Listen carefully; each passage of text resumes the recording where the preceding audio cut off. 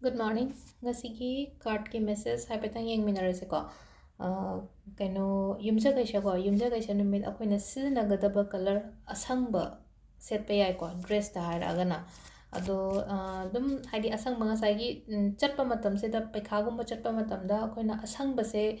kaino tawdre na khalase ba ngasagi angang dugi uniform da yaude na khalase ta di haidi akoigi hanky gumba kai gumba da haitare ko green color gumba da maina carry to bi yai ko happy be yai ko magi pocket ta ado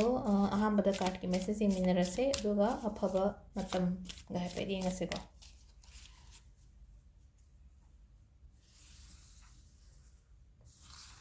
sidagi nutigi lokthopagi dumaina 3 cards katang lothojrage ko 1 2 3 ko card number 1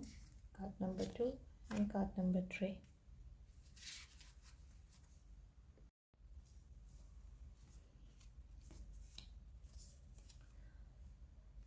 sile ko card ahum se ko ahamba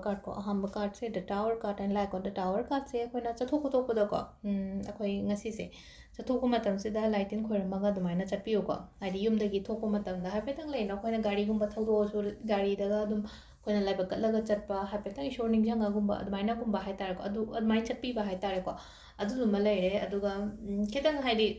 tu pan ba haitare ko yam kaina seriously haidi yam kaina khanjan be keshu budi keno nate ko se nupi sai petang tu bodang to ise tu bo senga sai koina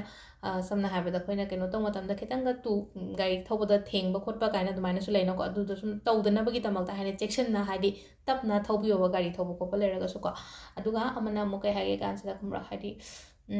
le shabi ne especially ko mi unabaga chatkadaba leragadi ngasidi khara avoid tawthokpiyo haitare ko haidi aina sum pamdaba leina ko haidi pamdaba haitaragadi hojik se kemta plan leide ta soiba ngamba yauraga haidi akoi ki chenba chungba kaina adumai leina ko adum bagi kaino so katang aduna legani ko adun haidi ngasigi oina hagadi katang avoid tawpiyo adugi part tumma ko ado silere ko hambagi se ko ani subagi se ko kainoma da adum khallaga leibudo wakhanse ko hadi move tawba ngamdabado move on taw ko katang haje aina khaliba wakhandu thadokpiyo aduga hadi life sida ko hadi mamang da chatna ba hanagi nuai taba khotaba adum mayam do khallaga legano just move on haragadi hadi lepaga legano ba jaga amada lepaga legano chatlo ba hadi jaga amda sum leragadi kai oidorige duda aduna move tawgi ba yam phai ko hadi mi amagi matang da dum khanjalaga lebagumba natraga nuai taba incident dugi matang da dum khallaga leba dai taro ungaga lebazo aduna hadi engonda life da growth ti ka shula oidana aduna hadi haukraba kanadraba pot mayam do loi maning da thamaga hadi move tawroba hadi mamang chatlaga di hadi koina changjalaga di hadi ano mayam la ina life sida di ko adumaina oi ko ahum suba se the whole car and whole car positive oi ko hadi afaba lakpa ngasi gi numit adum phagani na habini sida haise ko somgi oina haragadi third card khan bangai gi oina haragadi ngasi se positive day haitare ko tawruba thaba ingang da adum phana lakpa result adumaina oina oire ko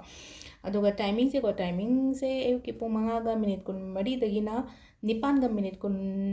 mari phawa 5 ga minute kun mari dena 9 ga kun mari phawa adi matungda 9 ga minute yankhai hundoi dena 13 ga minute kun hundoi phawm leire adagi 2 ga minute kun hundoi dagina